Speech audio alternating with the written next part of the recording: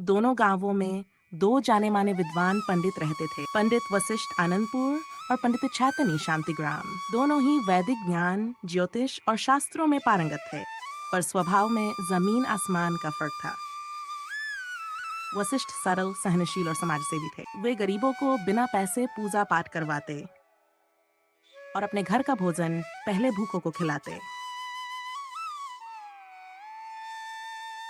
चैतन्य ज्ञानी जरूर थे, पर घमंडी, धनलोलुप और तंत्र मंत्र में विश्वास रखने वाले।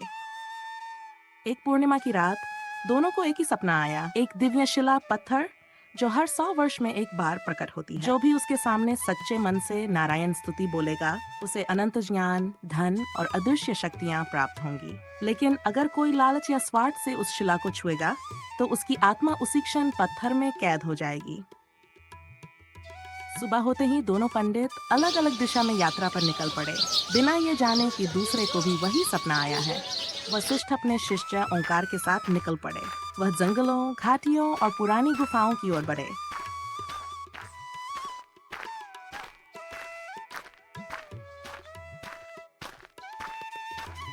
रास्ते में उन्होंने भूखे साधुओं को भोजन कराया, बीमारों की सेवा की।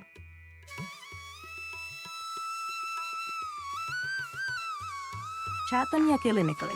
हर गांव में वह पैसों के बदले लोगों का भविष्य बताने लगा और उनसे शिला के बारे में पूछता। रास्ते में कई बार उसने धोखा भी दिया। एक बार एक बूढ़ी औरत का झोला चुराया, जिसमें नक्शा था किसी पुरातन मंदिर का।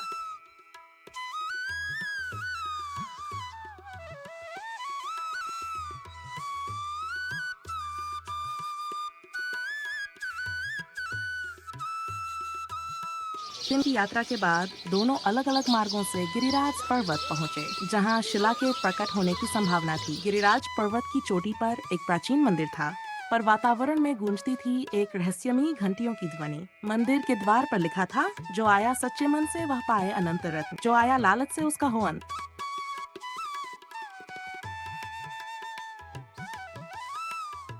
वशिष्ठ ने ध्यान लगाया और उनके सम्मुख मंदिर का मुख्य द्वार अपने आप खुल गया। चैतन्य ने जब प्रवेश करना चाहा, तो द्वार बंद ही रहा। उसने जोर लगाया, मंत्र पढ़े, लेकिन कुछ न हुआ। गुस्से में वह जमीन पर बैठ गया और बोला, अगर ये द्वार ज्ञान से खुलता है तो देखता हूँ ज्यादा ज्ञान किसके पास है।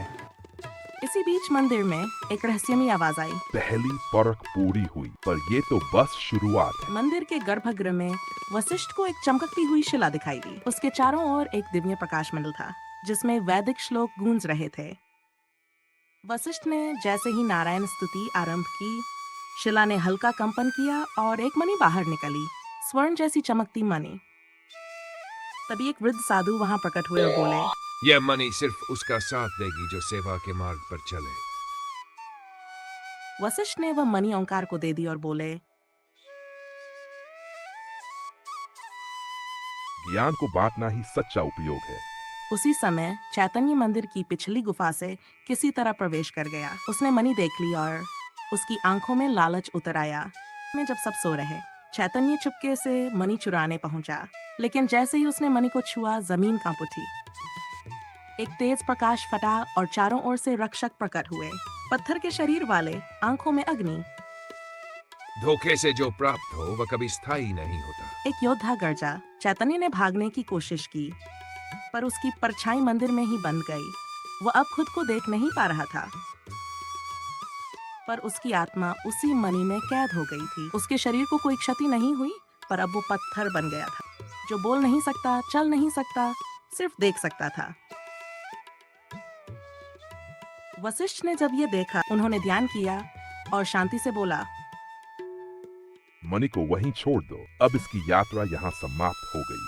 अगली सुबह शिला अचानक नीले रंग की हो गई और हवा में तैरने लगी।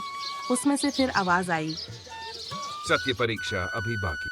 अंतिम द्वार तब खुलेगा जब कोई अपने अहंकार का बलिदान करे। वशिष्ठ ने सब शास्त्र पढ़ रखे, पर यह परीक्षा नहीं थी। उन्होंने ओंकार से कहा, क्या तुम मेरा स्थान लोगे इस यात्रा में? ओंकार ने हंसकर कहा, गुरुदेव, आपके चरणों की धूल बनना ही मेरे लिए वरदान है। यह सुनते ही शिला ने अंतिम बार प्रकाश फैलाया और तीसरे कक्ष का द्वार खुल गया।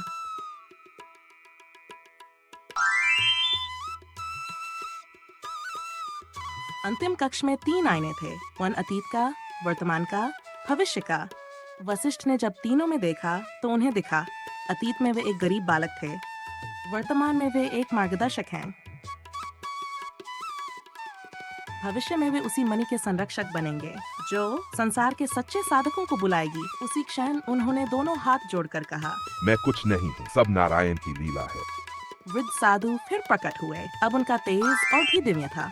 पंडित वशिष्ठ, आप अब इस मणि के रक्षक नहीं बल्कि दिशा बन चुके हैं। आपकी आत्मा अब उन सभी को राह दिखाएगी जो सच्चे हैं लेकिन खोए हुए हैं।